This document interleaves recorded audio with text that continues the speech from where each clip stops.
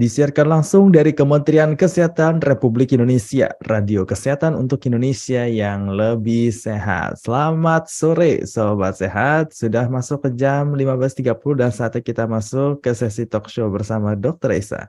Sobat Sehat, saat ini di beberapa negara melaporkan adanya penemuan kasus virus H5N1 yang menjadi penyebab penyakit flu burung di Indonesia.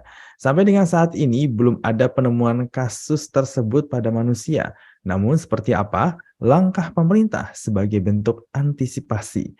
Dan sebetulnya apa yang harus kita ketahui saat ini mengenai penyakit zoonosis? Sore ini kita akan membahas topik H5N1 clade terkini, fakta dan pencegahan. Telah hadir bersama saya melalui Zoom ketiga narasumber kita, yaitu Dr. Imran Pambudi MPHM, selaku Direktur Pencegahan dan Pengendalian Penyakit Menular Kemenkes. Kemudian ada Dr. Hewan Nuryani Zainuddin MSI, selaku Direktur Kesehatan Hewan Kementerian Pertanian, serta Dr. Reza Broto Asmoro, juru bicara pemerintah dan Duta Adaptasi Kebiasaan Baru. Selamat sore Bapak Ibu sekalian. Selamat sore, Mas Saudi. Selamat sore, Mas. Selamat sore, bagaimana kabarnya Bapak Ibu semuanya? Alhamdulillah baik. Alhamdulillah baik. Alhamdulillah, semoga sehat selalu ya untuk Bapak Ibu semua dan juga untuk Sobat Sehat. Dan saya mengingatkan, talk show sore ini juga nantinya dapat disimak melalui Instagram Radio Kesehatan, YouTube Kementerian Kesehatan. Dan bagi Sobat Sehat yang ingin bergabung bertanya seputar topik dapat mention melalui Instagram Live Radio Kesehatan atau nomor 082136362018. Baik, saya ingin bertanya terlebih dahulu kepada Dr. Imran. Boleh dijelaskan terlebih dahulu, Dok, apa sebetulnya yang dimaksud dengan penyakit zoonosis? Ya, sahabat sehat, zoonosis itu merupakan penyakit hewan yang ditularkan manusia atau sebaliknya. Contoh dari zoonosis ini misalnya rabies, ya, penyakit anjing gila. Itu biasanya menyerang ke hewan, ya. Ada dari kucing, ada dari anjing, ada dari kelelawar, ya, yang menggigit kemudian menularkan ke manusia.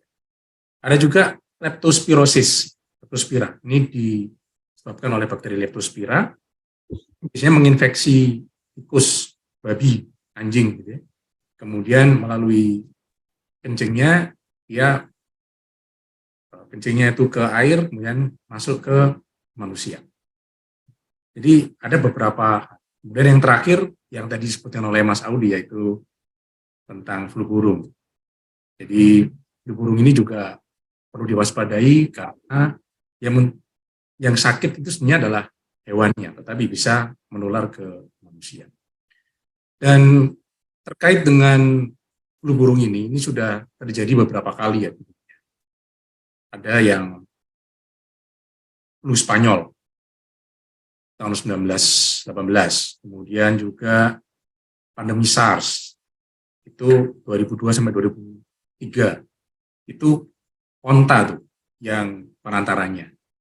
Kemudian wabah flu burung tahun 2003 itu karena H5N1, ada juga flu babi tahun 2009 sampai 2010, kemudian yang sekarang ini. Tentu saja zoonosis ini meskipun tidak terlalu banyak membunuh seperti COVID, ya, tetapi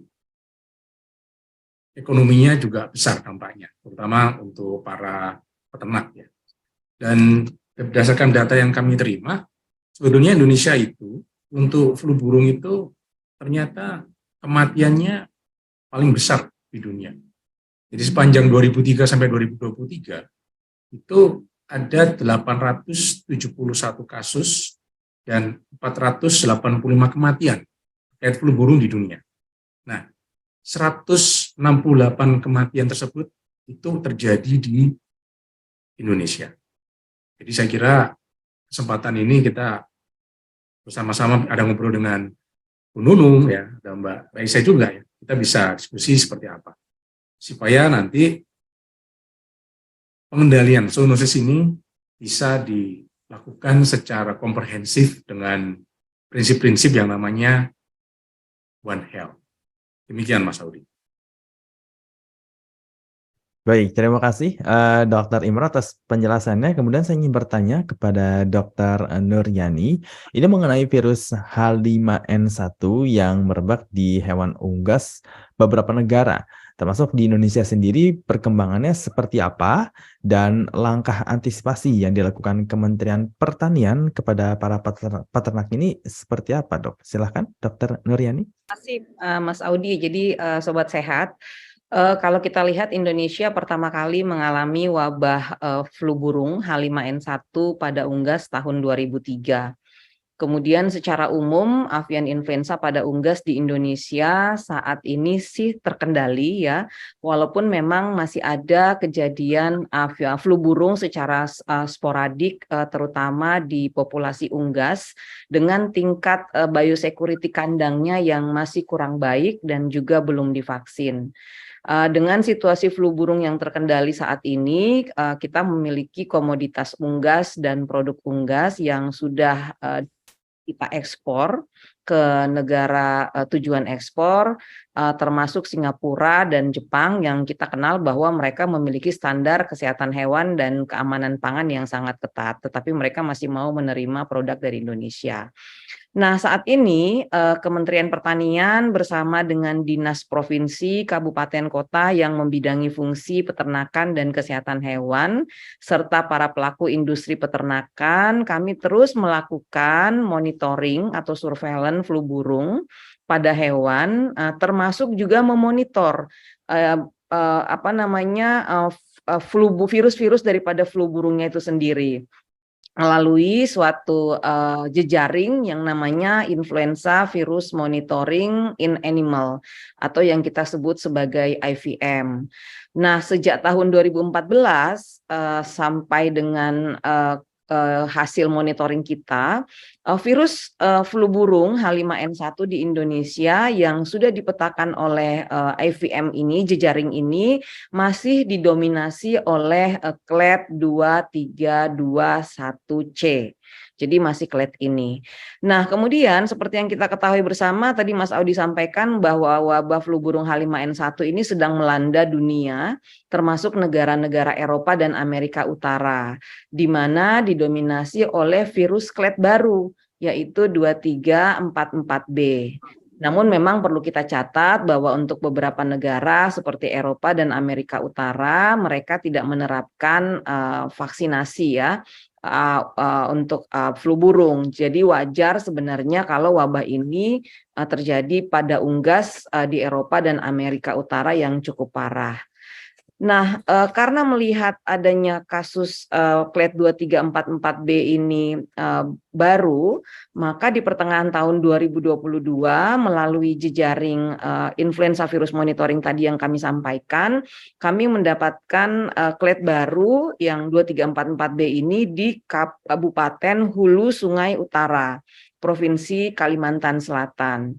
Dan pejabat otoritas veteriner pada Dinas Kabupaten Hulu Sungai Utara ini telah melaksanakan respon dengan melakukan pembersihan dan desinfeksi di tempat-tempat kejadian. Kemudian Dinas Provinsi Kalimantan Selatan yang membidangi fungsi kesehatan hewan didukung oleh Balai Veteriner Banjarbaru. Jadi ini adalah laboratorium di bawah Direktorat Kesehatan Hewan, juga telah melakukan penyidikan dan pelacakan kasus. Dan saat ini kejadian HPAI atau flu burung H5N1 terkonfirmasi di 4 kabupaten kota di Provinsi Kalimantan Selatan. Karena varian virus flu burung ini hanya dapat kita bedakan dengan sequencing, kita masih menunggu hasil sequencing dalam pekan ini untuk mengetahui apakah kasus-kasus flu burung yang dilaporkan di beberapa wilayah yang ada di Indonesia itu disebabkan oleh clade baru ini 2344B atau clade yang sudah bersirkulasi sejak dulu yaitu 2312C, karena kasus flu burung ini kan tidak di Kalimantan Selatan saja, tetapi ada juga beberapa dilaporkan di beberapa lokasi, tetapi ini masih proses sequencing. Kemudian jejaring influenza virus monitoring juga sedang melaksanakan sequencing flu burung dari virus-virus yang kita kumpulkan tadi di seluruh Indonesia seperti yang saya sudah jelaskan dari tahun 2022 sampai dengan 2023. Dan dalam beberapa hari ke depan kita akan mendapatkan data yang lebih komprehensif terkait dengan penyebaran flu burung clade 2344B ini. Nah, kemudian yang paling penting bahwa vaksin flu burung yang kita gunakan pada unggas saat ini itu berasal dari clade 2321C yang masih memiliki kerabat genetik dengan clade 2344B yang clade baru ini. Keduanya berasal dari subtipe yang sama, dari virus H5N1, dari moyang yang sama, yaitu clade 23. Sehingga untuk keadaan darurat nanti apabila diperlukan, maka kita masih bisa menggunakan vaksin H5N1 clade 2321C yang saat ini sudah diproduksi oleh beberapa produsen vaksin di dalam negeri dan digunakan juga oleh para peternak unggas kita untuk memberikan kekebalan silang terhadap serangan virus clade baru ini 2344B. Jadi vaksin existing yang ada sekarang dinyatakan masih mampu untuk memberikan kekebalan kepada unggas-unggas kita. Dan Kementerian Pertanian melalui jejaring IVM, Influenza Virus Monitoring, sudah melakukan langkah-langkah untuk mengkaji kemungkinan penyesuaian vaksin terhadap clade yang baru, dan kami sudah berpengalaman sih dalam melakukan pengembangan vaksin ini ketika kita kemasukan clade 2312C sekitar 10 tahun yang lalu pada tahun 2012. Jadi itu beberapa langkah-langkah perkembangannya dan langkah-langkah upaya yang sudah kita lakukan. Baik, terima kasih untuk Dr. Nuriani atas pemaparannya. Sebelum saya nanti akan bertanya juga nih, Sobat Sehat, ke Dr. Raisa, saya ingin ke Dr. Imran terlebih dahulu. Saat ini kasusnya memang belum ada di Indonesia nih, Dok. Namun, apakah sudah ada tindakan dari Kemenkes terkait upaya antisipasi maupun penanggulangan agar virus ini tidak menular ke manusia? Mengingat kita juga baru aja stabil nih di pandemi COVID-19 dan semoga tidak terjadi pandemi penyakit lainnya ya, Dok. Ya, Mas Audi. Jadi begitu kita dapat sinyal alert dari Bu Nunung, Bu Direktur ya, kita langsung bergerak. Jadi waktu itu tanggal 16 Januari ya, Bu Nung ya, ada surat dari informasikan bahwa hati-hati nih ada virus clade baru. Sehingga kita Dirjen P2P itu sudah membuat surat edaran yang berisi tentang kewaspadaan kejadian luar biasa flu burung. Itu pada bulan Februari. Awal Februari kita sudah menyampaikan surat itu. Dan di surat itu kita sampaikan bahwa kita menyiagakan mulai dari KKP, puskesmas, rumah sakit, laboratorium, itu kita siagakan. Nah, kita sudah menyiagakan 195 rumah sakit rujukan penyakit infeksi emerging. Kemudian juga menyiapkan 13 laboratorium rujukan untuk kasus-kasus flu burung ini. Teman-teman dari Farmalkes juga sudah menyiapkan obat oseltamivir dan siap dikirim ke rumah sakit apabila memang diperlukan. Ruang-ruang perawatan di rumah sakit ya kita siapkan ya, meskipun kita berdoa ya Mas ya, nggak dipakai gitu ya, tapi sudah kita siapkan. Kita juga sudah menginformasikan kepada rumah sakit Lianti Saroso sebagai pembina rumah sakit dalam hal pencegahan infeksi itu untuk menyiagakan, membimbing rumah sakit supaya bisa lebih aware. Kemudian kita juga sudah sampaikan bahwa koordinasi perlu kita kuatkan. Kita sudah menghubungi dinas-dinas yang lain, dan termasuk Jumat kemarin kita ada beberapa kali pertemuan. Kita membuat pertemuan webinar begitu yang mengundang bukan hanya dari kesehatan, tetap kesehatan manusia maksud saya, Dinkes, tapi juga dari kesehatan hewan di kabupaten kota. Ini tujuannya agar kita bisa lebih bersinergi. Kemudian kita juga meminta para teman-teman KKP, Kantor Kesehatan Pelabuhan, untuk juga bersiaga dan bekerja sama dengan Balai Karantina Pertanian atau Balai Karantina Hewan ya, di perbatasan-perbatasan itu untuk ikut men-screen untuk menjaga jangan sampai ada unggas-unggas yang sakit ataupun orang yang terduga dari negara-negara yang kita sudah tahu bahwa di situ ada kasus kematian seperti di Kamboja, satu lagi kalau nggak salah di Ekuador. Jadi kalau terkait dengan hal ini, Mas Audi, saya kira kalau kesehatan kita insya Allah sih media sudah punya, flyer-flyer kita sudah lengkap, buku pedoman kita sudah ada, bahkan film, video pun juga sudah ada. Kalau melihat, jadi video itu kita buat tahun 2019 kalau nggak salah, itu film dokumenter yang menunjukkan bagaimana suatu kejadian terjadi itu tahun 2017, kemudian bagaimana penanganannya.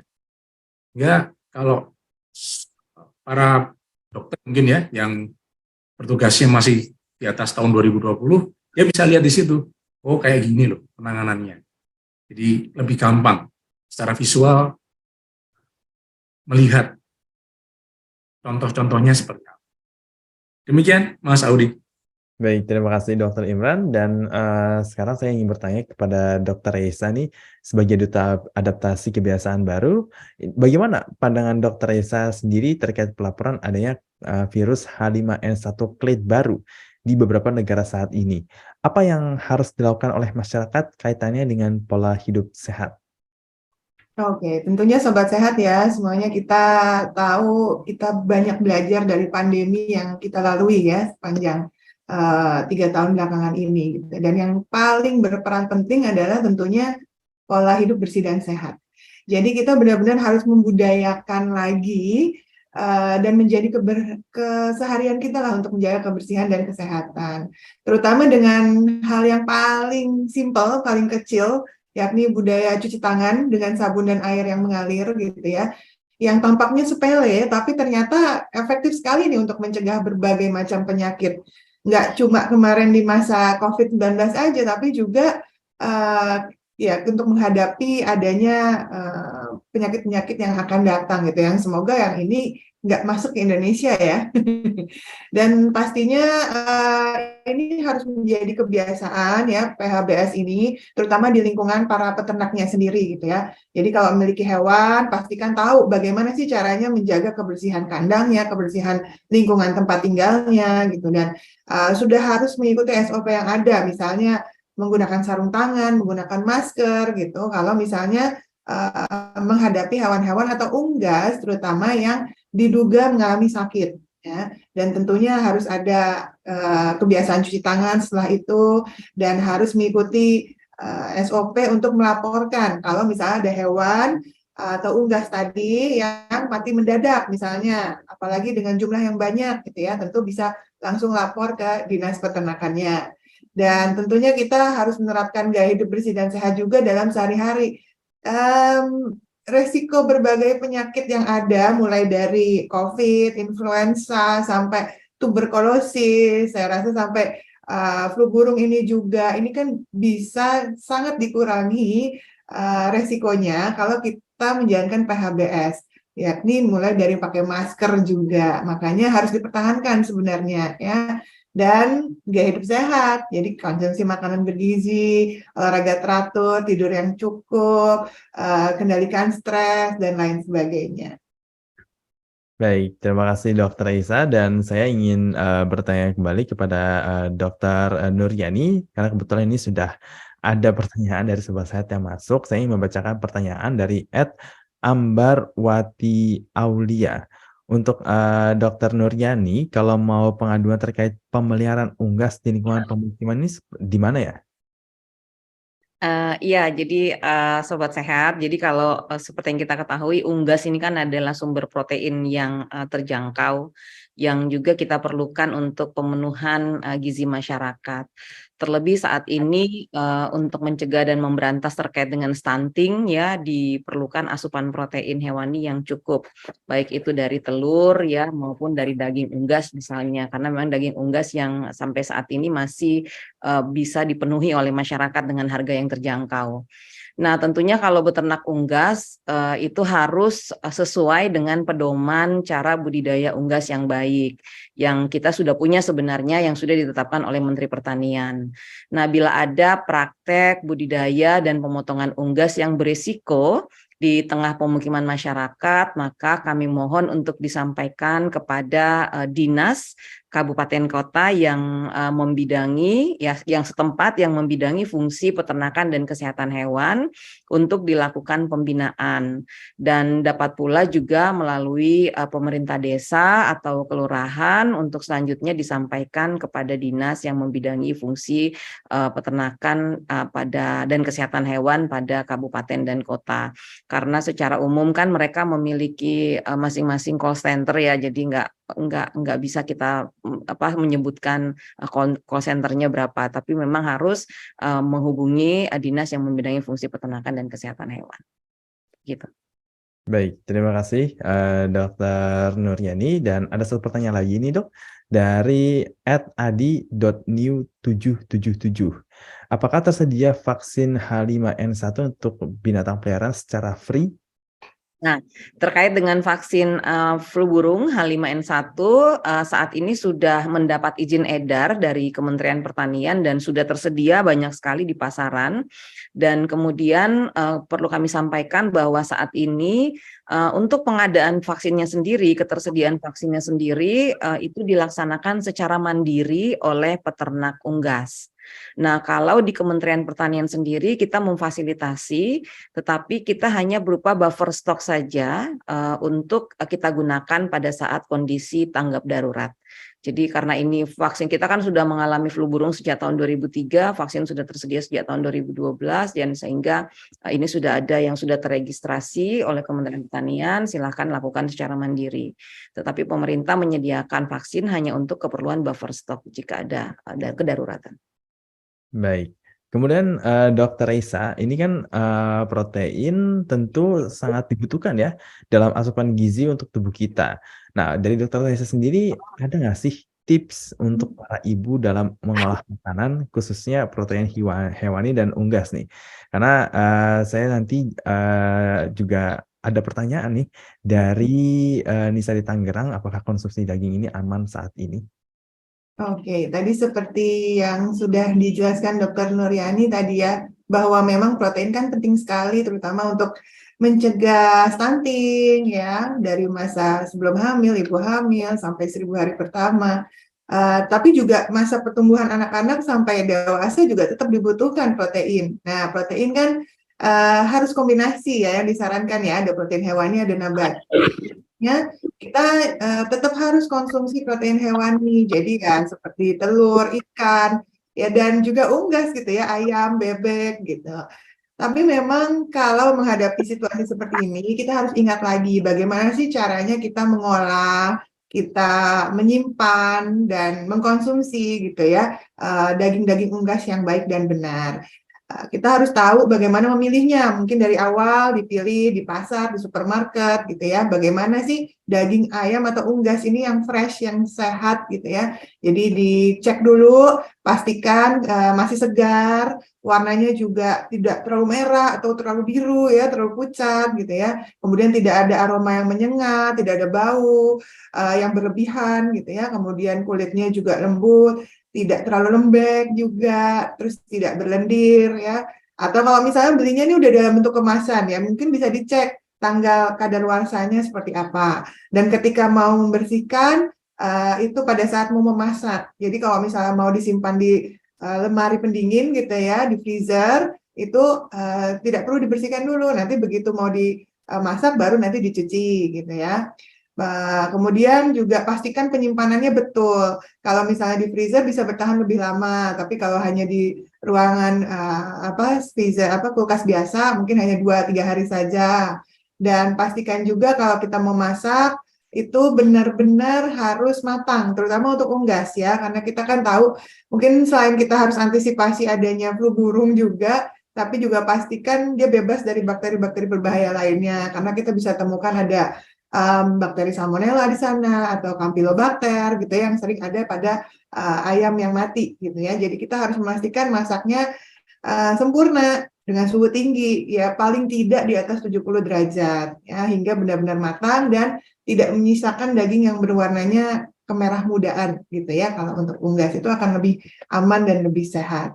Dan jangan lupa pastikan juga menjaga kebersihan. Jadi setelah mencuci daging, kita cuci tangan lagi pakai sabun. Kemudian ketika mau handling peralatan makan juga harus cuci pakai sabun juga. Terus bedakan pengolahan daging mentah dengan sayur dan buah. Jadi misalnya dari pisaunya, talenannya gitu ya, harus dibedakan supaya tidak ada kontaminasi dari si bakteri-bakteri atau virus yang ada di unggas tersebut ke makanan yang langsung dikonsumsi seperti sayur dan buah.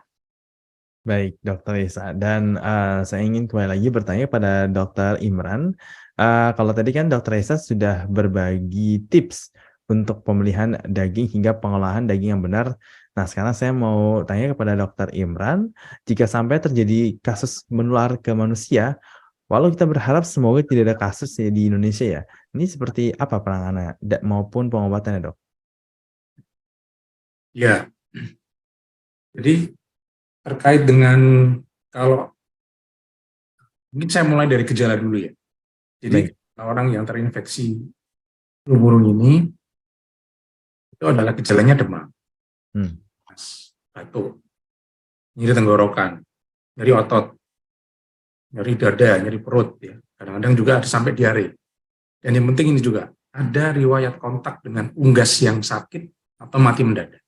Makanya tadi Aisyah sampaikan perlu tuh pakai masker kalau punya burung rawat, ya, pakai sarung tangan itu. Penyakit ini kemudian bisa berkembang menjadi penyakit paru yang berat. Ada sesak napas, kemudian ada sampai kejang. Jadi kalau ada tanda-tanda seperti itu harus segera dibawa ke Vaskes. Tetapi jangan panik. Ini kalau orang panik, soalnya nanti jadi masyarakat jadi ikut panik semua. Jadi kita tahu dulu permasalahannya, bawa ke Vaskes. Kemudian yang tadi saya sampaikan, kami sudah siapkan untuk rumah sakitnya, rumah sakit rujukannya ada 195 rumah sakit rujukan, kemudian obat-obatan juga sudah kita siapkan, kemudian pembiayaan pun itu sudah ada aturan-aturan yang tidak memberatkan masyarakat terkait dengan ini. Jadi intinya ketahui gejalanya, bawa ke Vaskes,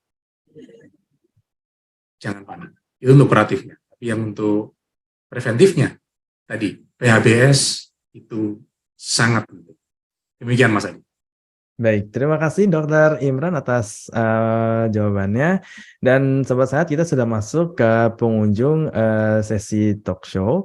Dan sebagai penutup perjumpaan kita di sore hari ini, saya persilakan untuk para narasumber untuk memberikan pesan-pesan sehat. Dan kita akan mulai dari Dokter Nuryani. Silakan Dokter Nuryani. Ya, kalau dari kami dari Kementerian Pertanian bahwa kami menghimbau peternak untuk tetap menerapkan biosecurity dan melaksanakan vaksinasi dengan 3T, yaitu 3 tepat vaksinnya, kemudian tepat jadwalnya, dan juga tepat tekniknya, sesuai dengan arahan dari dokter hewan. Nah, kemudian bila ada dugaan penyakit hewan menular di peternakannya, atau misalnya flu burung, ada kasus mati meningkat unggas begitu, maka segera dilaporkan kepada otoritas veteriner setempat, dalam hal ini mungkin ke dinas peternakan dan ya dinas yang membidangi fungsi peternakan dan kesehatan hewan di daerahnya. Dan yang terakhir seperti yang disampaikan oleh pembicara sebelumnya, bahwa selalu menerapkan perilaku hidup bersih dan sehat, sehat unggasnya dan tentu juga sehat para peternaknya. Baik, terima kasih Dokter Nuryani atas pesan sehatnya. Kemudian dilanjutkan kepada Dokter Imran, silakan untuk memberikan pesan-pesan sehat. Baik, jadi sampai saat ini risiko penularan dari hewan ke manusia itu masih rendah. Namun kita perlu mengetahui bagaimana perkembangan kondisi saat ini. Seperti tadi yang disampaikan oleh Dr. Nunung, ya, masih dicek nih virus clade-nya jenis yang mana. Karena mutasi ini memang membuat sifat dari virus itu bisa berbeda. Dan Kemkes juga sudah melakukan berbagai langkah antisipasi kewaspadaan dan sudah melakukan koordinasi dengan kesehatan, dinas kesehatan, kemudian KLHK, kemudian dari Kemenku PMK, dan sektor-sektor yang lain terkait dengan virus H5N1 ini. Meskipun kita tahu bahwa ini masih terus berkembang, tapi kita tetap harus waspada meskipun tadi jangan panik. Demikian, Mas. Baik, terima kasih Dr. Imran. Dan terakhir Dr. Reisa, silakan untuk memberikan pesan-pesan sehatnya. Terima kasih melengkapi Dr. Nuryani dan Dr. Imran.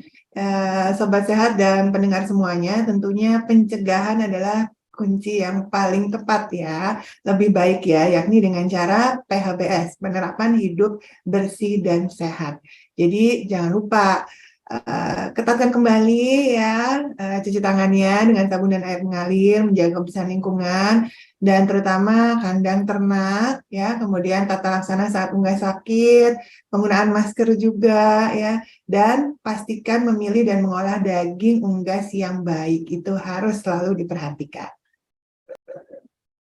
Baik, terima kasih Dr. Reisa atas pesan-pesan sehatnya. Baik, Sobat Sehat, demikian tadi perbincangan seru kita mengenai H5N1 clade terkini, fakta dan pencegahan. Bersama dengan ketiga narasumber kita, yaitu Dr. Imran Pambudi, MPHM, selaku Direktur Pencegahan dan Pengendalian Penyakit Menular Kemenkes. Kemudian ada Dr. Hewan Nuryani Zainuddin, MSI, selaku Direktur Kesehatan Hewan Kementerian Pertanian, dan juga Dr. Reisa Broto Asmoro, juru bicara pemerintah dan duta aplikasi kebiasaan baru. Terima kasih untuk Dr. Imran, Dr. Nuryani, dan juga Dr. Reisa atas kehadirannya pada sore hari ini. Terima kasih banyak. Semoga sehat selalu dan selamat menjalankan aktivitas kembali ya. Bermanfaat, salam sehat. Yuk, sampai ketemu. Masih Baik. Dr. Reisa, Dr. Nunung. Terima kasih Dr. Imran. Baik, dan untuk informasi kesehatan dapat kita akses di kemkes.go.id maupun sosial media Twitter @kemenkesri, halo Kemkes 1566567, serta tentunya di radiokesehatan.kemkes.go.id. Terima kasih untuk sobat sehat yang telah bergabung melalui Radio Kesehatan dan juga yang sudah bergabung juga ya di media sosial Kemenkes RI dan juga live Instagram Radio Kesehatan. Saatnya saya Audi Rahmantio pamit undur terlebih dahulu dan saya ucapkan salam sehat.